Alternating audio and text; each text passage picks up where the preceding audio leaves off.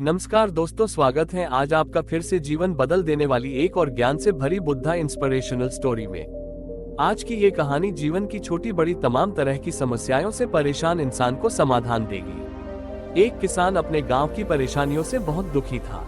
किसी ने उसे अपने दुखों के निवारण के लिए बुद्ध की शरण में जाने को कहा, जो कुछ दिनों के लिए यहाँ से कुछ दूर एक गाँव में आया है, वो निश्चय ही तुम्हारे सब दुखों का निवारण करेगा।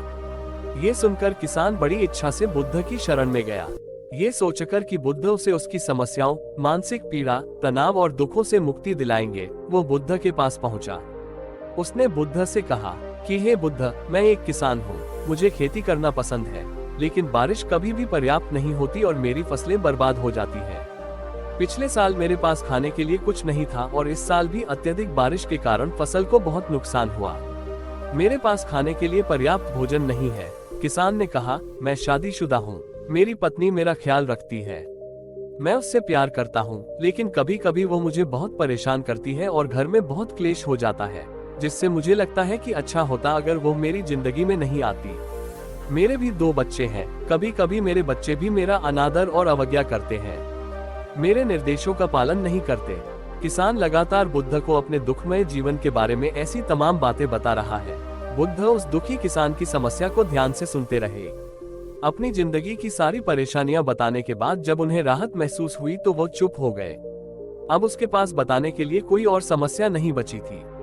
अब वो चुपचाप बैठकर बुद्ध की ओर देख रहा था और अपनी समस्या का समाधान पाने के लिए बुद्ध के उत्तर की प्रतीक्षा कर रहा था। लेकिन बुद्ध चुप थे। किसान ने फिर कहा, हे बुद्ध, मैं आपकी शरण में आया हूँ, कृपया मेरे जीवन की इन समस्याओं का समाधान करें।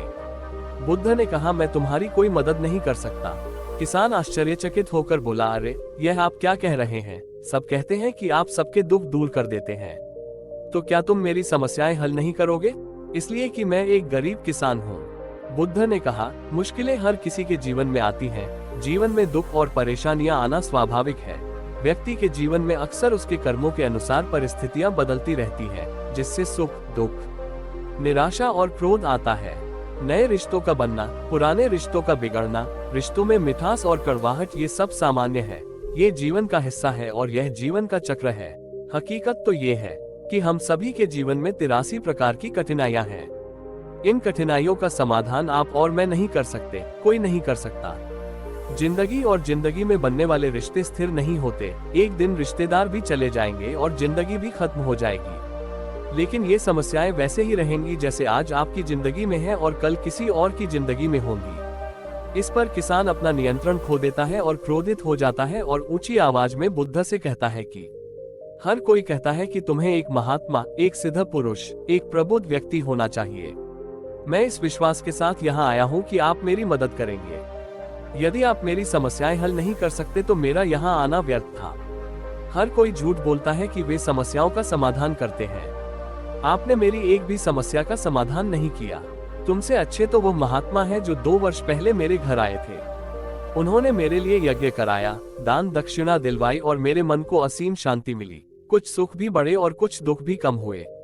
लेकिन तुमने मेरी कोई भी समस्या हल नहीं की। तुमने मुझे सीधे तौर पर मना कर दिया। बुद्ध ने कहा, क्या वो सब करने से जीवन के सारे दुख समाप्त हो गए? इतना कुछ करने के बाद भी अब आप इतने परेशान क्यों हैं?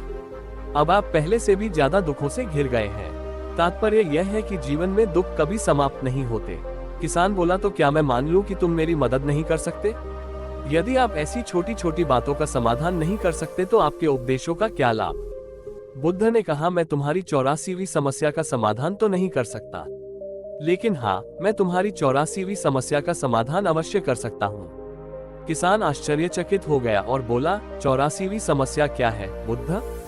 बुद्ध ने कहा, यानी कि तुम अपने जीवन में कोई समस्या नहीं चाहते।